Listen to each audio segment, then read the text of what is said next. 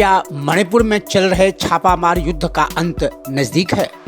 रक्षा मंत्री राजनाथ सिंह के बयान से तो ऐसा ही लगता है। रक्षा मंत्री ने मणिपुर में एक चुनावी सभा को संबोधित करते हुए कहा कि केंद्र सरकार विद्रोहियों से बात करने को तैयार है। उन्होंने बातचीत के प्रस्ताव को आगे बढ़ाते हुए कहा कि यदि छापामार गुट किसी मुद्दे पर कोई बातचीत करना चाहे तो केंद्र सरकार उसके लिए तैयार है। उन्होंने ये भी कहा कि यदि बीजेपी की सरकार बनी तो मणिपुर में छापामारी युद्ध हमेशा के लिए खत्म हो जाएगा। इंसर्जेंसी की समस्या कितनी बड़ी समस्या यहां की थी, आप खुद ही अनुभव करते होंगे। अब इंसर्जेंसी की समस्या धीरे धीरे समाप्त हो रही है और डेवलपमेंट का सिलसिला तेजी के साथ आगे बढ़ रहा है। और मैं कह सकता हूं वायलेंस की घटनाएं अब लोवेस्ट लेवल पर है। 5 साल का हमको मौका दीजिए यहां गवर्नमेंट बनाने का। मैं आपको यकीन दिलाता हूं जो भी थोड़ा बचा खुचा यहां पर वायलेंस है वह वायलेंस समाप्त होकर रहेगा। इंसर्जेंट ग्रुप से भी मैं अपील करना चाहता हूं कि वह वायलेंस की एक्टिविटीज से अपने को दूर रखें। यदि कोई प्रॉब्लम है उनकी, गवर्नमेंट से वो बातचीत करना चाहते हैं तो हम इंसर्जेंट्स के साथ डायलॉग करने के लिए भी हम पूरी तरह से तैयार हैं। उनके साथ बैठकर हम बात करने के लिए तैयार हैं। हम इस वायलेंस की समस्या का पूरी तरह से समाधान चाहते हैं, पूरा समाधान चाहते हैं।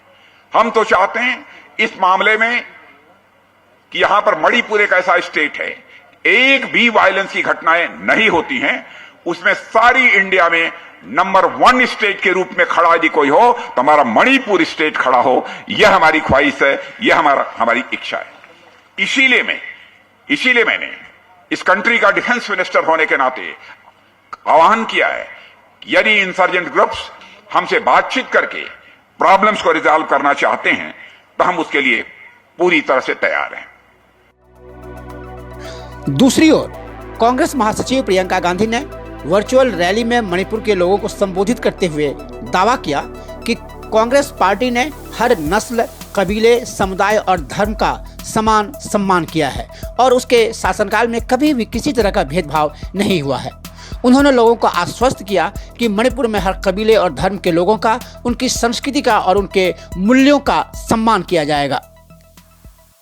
What's most important here really, as I said before, is how much respect is there for Manipur and the Manipuri people in all these political parties, etc., that come to speak with you.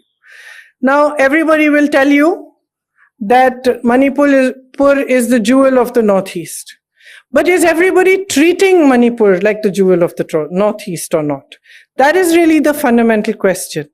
And with the BJP and its allies, it's very, very clear that they say these things at the time there is an election so that you should elect them. Once they are elected and they come into power, then they ignore the Northeast, they ignore Manipur.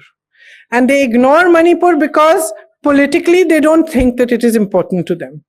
It is their mindset, which is a mindset where everything has to be uniform and everything has to be imposed from the center, that allows this ignoring to happen. The fact is that Manipur's people, Manipur's traditions, Manipur's cultures, Manipur's way of being is absolutely essentially equal to any other in this country, which means that you should be respected fully. There should be full democracy, full respect, full enabling for your culture, for your traditions to flourish.